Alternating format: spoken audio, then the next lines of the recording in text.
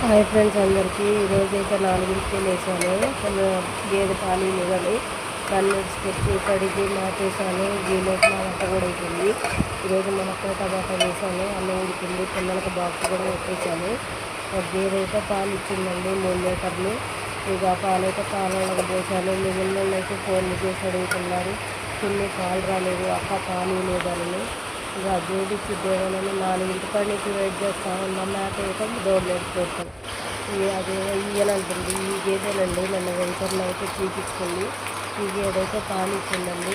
అది చూడండి, దాని కూతురికి సరిపోయినాయిగా, అదేమో నలుగురికి వస్తుంది. నాకు అయితే అయిపోయినాయి, కానీ మీరైతే పిండుకుంటే పిండుకోండి అన్నట్టు కూడా వస్తుంది.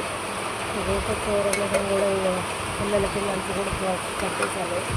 లంచ్ బాక్స్ ఇక లేస్తే పిల్లలు వస్తే పిల్లల్ని రెడీ చేయడమేనండి. ఇప్పుడైతే 6 అయిపోయింది.